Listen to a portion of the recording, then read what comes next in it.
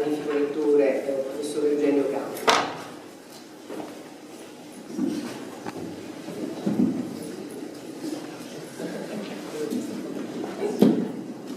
Grazie, buongiorno innanzitutto, mi scuso perché gli impegni dell'inizio della mattina con i vari convegni mi hanno portato qui in ritardo, ma volevo essere qui innanzitutto per ringraziare e salutare l'onorevole Costa, che è sempre molto vicino alle nostre iniziative, per ringraziare il professor Spinati che ha curato questa organizzazione, complimentarmi con l'artista Karen Thomas, ma soprattutto ricordare che uno dei compiti più importanti di una università non è quello di formare semplicemente dei professionisti, ma di formare dei cittadini, di formare delle persone che passano nelle nostre aule, nel nostro campus, nella fase più importante della vita di formazione della coscienza, del carattere, delle caratteristiche di una persona.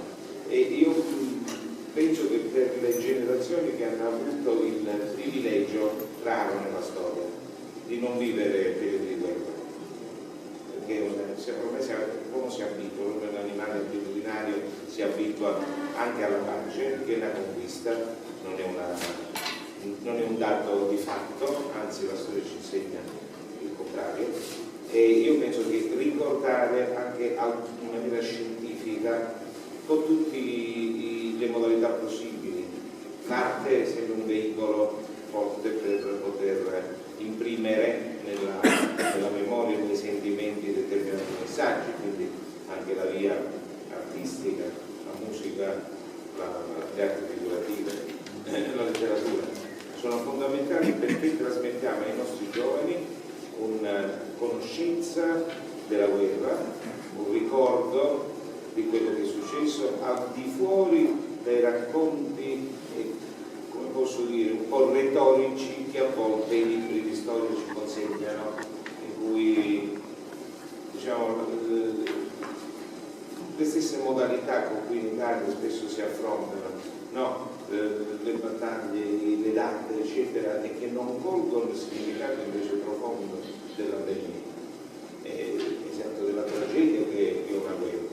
Quindi abbiamo fatto qualche settimana fa una manifestazione con le lettere dei parenti ai parenti dei soldati sul fronte, quindi la vera realtà della guerra, non quella retorica dei territori da conquistare o della patria da difendere, ma quello della realtà della guerra, che è molto più dura, molto la verità delle persone che vanno al fronte. Quindi stiamo facendo in Sapienza tutta una serie di iniziative che sono importanti proprio per trasmettere ai giovani, condivido quello che ha detto la conduttrice, la professoressa Giacomini, noi dobbiamo fare allora si deve iscrivere alla... Io ho insegnato la cosa è sempre perfetta, è già iscritta all'associazione Alumni Sapienza, invece lei dobbiamo avere, diciamo che la gran parte della classe dirigente del paese è passata da questo campus che vogliamo restituire alla sua vita culturale ampia, perché dia un contributo proprio alla crescita del paese. In un momento difficile di crisi, noi pensiamo che sia una crisi più culturale e morale che non una crisi economica. La parte economica segue i suoi cicli.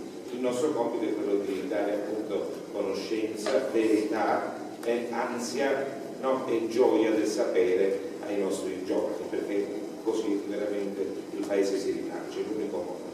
E riflettere sulla guerra vuol dire essere più convinti e sostenitori della pace, certo. Che è l'obiettivo di qualunque cultura.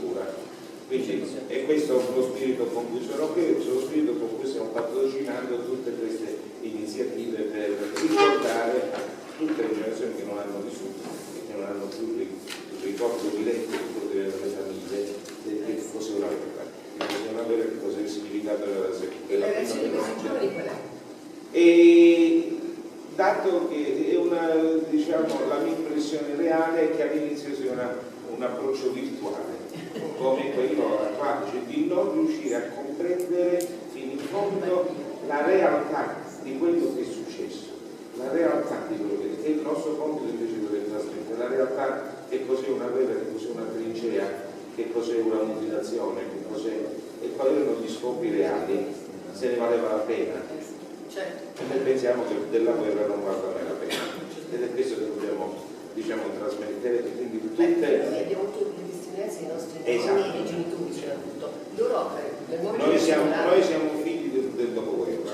certo. Quindi abbiamo diretta o indiretta, insomma, ancora sulla carne, non i segni della più grande tragedia della storia dell'umanità, che è stata la seconda guerra mondiale. Ma chi non l'ha vissuta e pensa che il nazismo sia sui libri di storia, cose che invece insinuano nell'animo umano e deve essere combattuta anche con l'arte, con l'elevazione spirituale, con la cultura, che è il compito di una grande università.